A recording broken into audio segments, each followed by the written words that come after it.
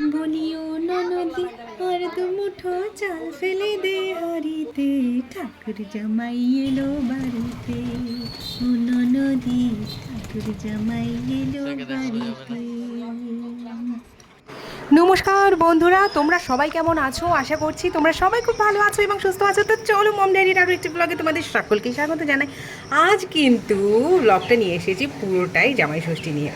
তো জামাই ষষ্ঠীর দিন আমাদের বাড়িতে কি কি হলো, কেমনভাবে আমাদের বাড়িতে জামাই ষষ্ঠী পালন হলো, আর কি কি করলাম, কি খাওয়া দাওয়া করলাম, কতটা মজা করলাম, সব তোমাদের সাথে কিন্তু আজকে আমি শেয়ার করতে চলেছি।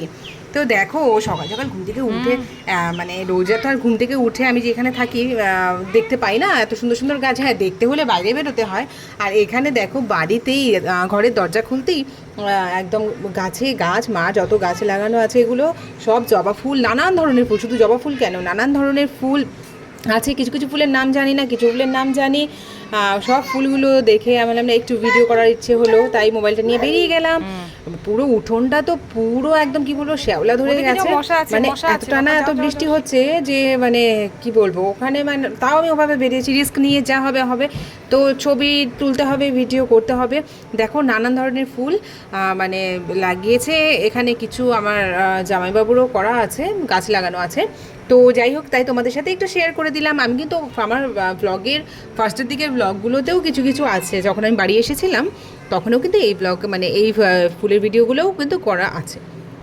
তো চলো, এই যে দেখো, এই ব্রেকফাস্ট দিয়ে শুরু হচ্ছে আজকে জামাই ষষ্ঠী। তো ব্রেকফাস্টে কিন্তু বেশি কিছু করেনি, কারণ এরাদের সবারই একটাই কথা ছিল যে খুব বেশি কিছু করলে খাওয়াটা চাপ হয়ে যায়। তো পরোটার সাথে মা করেছিল ছোলার ডালের সাথে আলু দিয়ে একটা তরকারি, আর সাথে আম আর রসগোল্লা। তো এই দিয়ে কিন্তু শুরু হয়ে গেছে আমাদের বাড়ির জামাই ষষ্ঠীর জামাইদের খাবার।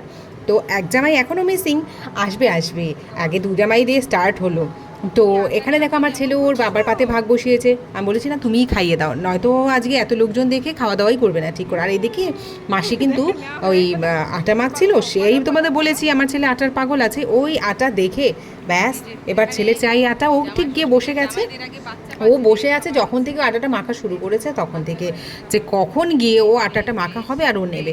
আর তারপরেই দেখো স্নান ধান সেরে এবার দেখো আমি ছেলেকে খাওয়াতে বসেছি, সাথে এই যে বড় ভাগ্নি বসে গেছে আর এইদিকে ছোট ভাগ্নি বসে গেছে। এই যে ওরা কিন্তু ওদের খাওয়া শুরু, ভাবলাম না বাচ্চাগুলোকে খাইয়ে দিলে ওদেরও আর দেরিও হবে না, আর প্লাস ওরা আবার শান্তিমতো খেতেও পারবে, নয় সবার সাথে একসাথে বসালে এদের খাওয়াটা অসুবিধে হয়ে যায়। তো ওদের খাওয়া দেখো, ওদিকে কিন্তু ওদের জন্য আমও কাটা হচ্ছে, সবার জন্যই আম কাটা হচ্ছে। তো ফার্স্ট ব্যাচে কিন্তু বসে গেছে এই পুচকি পাচকাগুলো। আর আমার ছেলে তো সেদিন যেন কী হয়েছিল, ও কিছুতেই লাঞ্চ করতে চাইছে না। তো তারপর দেখো এখানে কিন্তু চলে এসেছে এই যে সর্দি চলে এসেছে, ওখানে বড়দি বসে আছে। আর আমার বড়দি তো পুরোই ভেজিটেরিয়ান, মানে বলতেই পারো এক কথায় যে পুরো রাধাকৃষ্ণের ভক্ত, বৈষ্ণব। আর এই দিকে দেখো আমরা খাওয়াচ্ছিলাম, আর এই যে বাচ্চাগুলো খাচ্ছে না, আর ওকে কিন্তু আগেই খেতে দেওয়া হয়েছে, কারণ ও যেহেতু ভেজ খাবে তো আগেই মানে খাবারটা শুরু করে দিয়েছে, আমরা দিয়ে দিয়েছি ওকে খেতে। তো তারপরে কিন্তু দেখো এই যে বাচ্চাগুলো মানে কিছুতেই খেতে চাইছে না, ওদের এই গল্প শেষ হয় না, খাবো ভাত হাতিয়ে যাচ্ছে কিন্তু খাবার হচ্ছে না শেষ। তো যাই হোক, এই করে খাওয়ানো, ওদের খাওয়া দাওয়া শেষ হওয়ার পরে এই দেখো এই যে বড় জামাই, এই যে ছোট জামাই, আর এদিকে আরেকজন মেজো জামাই, তোমাদের তো আগে দেখিয়েছি, আবার দেখাবো। এই যে ওদের খেতে বসিয়ে দেওয়া হয়েছে, মানে এবার খেতে দেওয়ার আগে তো এই যে যেটুকু নিয়ম করতে হয়, হাওয়া দিতে হয়, জল ছেটাতে হয় ষষ্ঠীর, সেটাই করা হচ্ছে। এই দেখো মা কিন্তু তাই করছে।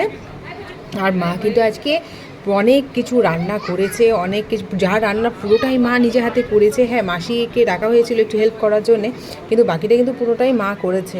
এত বয়স হয়ে গেছে, পুরোটা নিজের হাতে করেছে, তারপর আর ইচ্ছে করেনি। আর এত গরম পড়েছে যে মাকে বলবো সেজে গুজে শাড়ি পরে এসে এইসব করো, তা না, ওনার কমফোর্টেবলটা খুব জরুরি, কীভাবে উনি বেশি কমফোর্টেবল ফিল করে সেটা আগে ইম্পর্ট্যান্ট। তো এদিকে দেখো নিয়মকানুন মোটামুটি শেষ, আর কারো তর্স হয়েছে না যে কখন খাবার দাবার নিয়ে আসবে। আরে বাপরে, খাবার দাবার দেবে, এই যে বাচ্চাগুলোকে একটু জল ছেটানো হচ্ছে, ওরে বাবা, ওরা তো এটাতেই মজা নিচ্ছে, একটু জল ছিটিয়ে দিয়েছে ওটাই ওদের মজা। আর তারপর কিন্তু দেখো এখানে এই যে হাওয়া খেয়েও আরও খুশি হয়ে গেছে। আর কি বলো বন্ধুরা, আরও অনেক মজা হতো, কিন্তু সেদিন এত গরম পড়েছে, আমার কত প্ল্যান ছিল যে সেজে গুজে কত সুন্দর ভিডিও করবো, সাজা গোজা তো দূরের কথা, নাইটি পরেও কষ্ট হচ্ছিল, এত তোমাদের কি বলে বোঝাতে পারছি না। এরপরে কিন্তু পালা চলে এসেছে সুতো বাঁধার, ওই দেখো হাতে সুতো বেঁধে দিচ্ছে বড়দি। সবার হাতে সুতো বেঁধে দিয়েছে। এটা ষষ্ঠীর সুতো, এটা মানে রক্ষা কবচের মতো কাজ করে। তো তারপরে কিন্তু এরপরেই কিন্তু শুরু হয়ে যাবে আমাদের সবাইকে খাওয়া দাওয়ার পালা শুরু হয়ে যাবে। তো এইদিকে হচ্ছে আমার বাচ্চাগুলো যে ওখানে আমার ছেলে না খেয়ে না দিয়ে বিছানায় উঠে গেছে, ও খাবেই না কিছুতে। তারপর আর সবাই বলছে জোর করতে না। আর এদিকে দেখো মা সব কিছু রেডি করছে, মানে খাবার টাবার মা নিজে হাতেই সব কিছু রেডি করছে খাবারে। তোমাদের মেনুটাও দেখাবো, সব কিছুই দেখাবো। এই যে দেখো মোটামুটি এখানে রেডি। আর তারপর কিন্তু এই যে এখানে কিন্তু খাবারটা দিয়েও দেওয়া হয়েছে, ওখানে ভাত দেওয়া হচ্ছে, ভাতের সাথে 2 রকমের ভাজা আছে, সরি 3 রকমের ভাজা।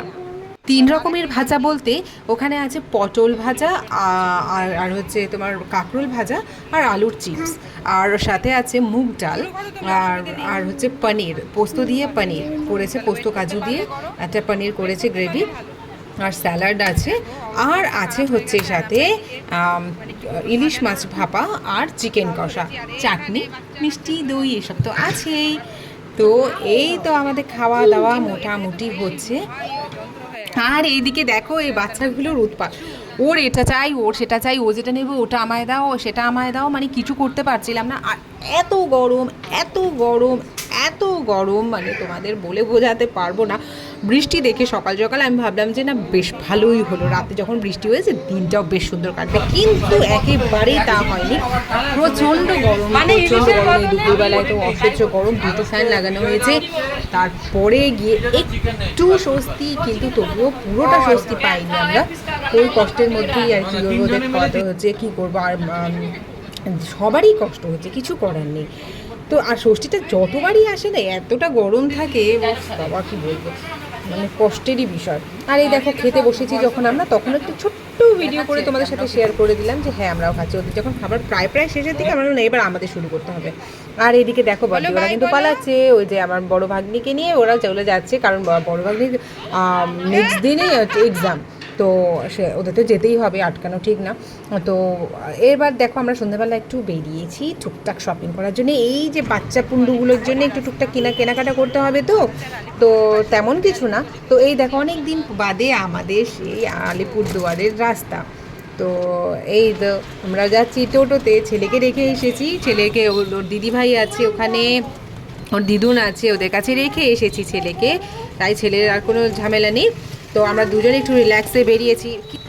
তো এখানে বেরিয়ে আমরা কিন্তু ঢুকে গেছে একটা কসমো বাজারে আমার না বেশ ভালো লাগে এখানে, এই কসমো বাজারটায় টুকটাক কেনাকাটা করতে আমার বেশ ভালোই লাগে। আর প্রচণ্ড ভিড় ছিল, সে প্রচণ্ড ভিড় ছিল, আর লাইনও অনেক বড় ছিল। তাও তবুও একটু ভালো যে আমরা যখন ক্যাশ কাউন্টারে লাইনে গিয়ে দাঁড়াই তখন কিন্তু মোটামুটি মানে একটা পজিশনে এসে গেছে ভালোই, তখন একটু যাই হোক ভাবলাম যে না ঠিক আছে। মোটামুটি 3 জনের পরে আমরা দাঁড়িয়েছি, নয়তো আমি প্রথমে তো আমি ভেবেছিলাম 9-10 জনের ওই মানে বিল করতে করতে অনেকটা সময় চলে যাবে। তো যাই হোক বাড়িতেও পৌঁছে গেছি। দেখো ওই যে ছোটো ভাগ্নির ডিমান্ড ছিল ওর বারবি ডল চাই, তো তাই এনে দিয়েছি। আর বড় ভাগ্নি তো তখন ছিল না, তো ওর জন্য একটা সুন্দর কি ভেস্ট টাইপের ইনার ভেস্ট একটা কিনে নিয়ে এসেছি। আর আমার ছেলের জন্য নিয়ে এসেছি একটা গাড়ি। আর ছেলের না আমি সামার যেহেতু চলে এখন সামার সিজন, তো এখন আমি কিন্তু ছেলেকে ওই জন্যে ওই যে ভেস্টগুলো হয় ছোটোখাটো, ওই সব স্লিভলেস যে গেঞ্জিগুলো বাচ্চাদের মানে রেগুলার ইউজের জন্য, সেগুলো আমি কিনে এনেছি কসমো বাজার থেকে। আর এই জিনিসগুলো কসমো বাজারে সত্যিই ভীষণ ভালো পাওয়া যায়। আর এই মোমেন্টে চলে এসেছে আমাদের বাড়িতে ওই আমাদের মামাতো বোনেরা, তাই একটু গল্প আড্ডা জমিয়েও গেছে, একটু বাদেই চলে আসে। এই যে এটা কিনেছি হচ্ছে বড় ভাগ্নির জন্য। তো এই সব কেনাকাটা করে নিয়ে এসেছি। তো এই যে দেখো এই শর্টসটা দেখছো, এই শর্টসগুলো ওখানে বেশ ভালো পাওয়া যায়, মানে তোমার 100 টাকা করে, কিন্তু বেশ ভালো। এই জিনিসগুলো না আমি দেখেছি অনেক জায়গায়, কিন্তু সব জায়গায় সবটা খুব বেশি ভালো পাওয়া যায় না। আর শিলিগুড়িতে কসমো বাজার নেই, কসমো বাজার আমি খুঁজে পাইনি। আমার খুব ইচ্ছা ছিল, কসমো বাজারের কালেকশনগুলো আমার বেশ ভালো লাগে, আমার বেশি ভালোই লাগে। মানে কি বলবো, আমি স্টাইল বাজারেও গেছি, কিন্তু আমার ভালো লাগে, আমি জানি না কার কেমন লাগে। তো এই তো তোমাদের বললাম না একটু আগে যে আমাদের মামাতো দিদিরা এসেছিল, এই যে ওরা দুজনে এসেছে, একজন ছোটো আর বড়, ওরা এসেছে, তাই একটু আড্ডাটা জমে গেছিলো, একটু গল্প সল্প করলাম। তারপর ওরাও বেরিয়ে যায়। এরপরে রাতের খাওয়া দাওয়া। বড় যে দিদিভাই, আমাদের যে বড় দিদি, সে তো আর আসবে না ও রাতে, কারণ বললাম তো ওদের এক্সাম আছে ওর মেয়ে, তো সেই কারণে আমরাই শুধু এখন রাতে বাকি। তো চলো বন্ধুরা, ব্লগটা আর না বাড়িয়ে এখানেই শেষ করছি। তোমরা কিন্তু লাইক কমেন্ট শেয়ার করতে ভুলবে না। আর যারা ফেসবুক থেকে দেখছো পেজটিকে ফলো করে দেবে, আর যারা ইউটিউব থেকে দেখছো চ্যানেলটিকে অবশ্যই সাবস্ক্রাইব করে দেবে। চলো দেখা হবে তোমাদের সাথে নেক্সট ব্লগে। বাই, তোমরা খুব ভালো থাকবে, সুস্থ থাকবে।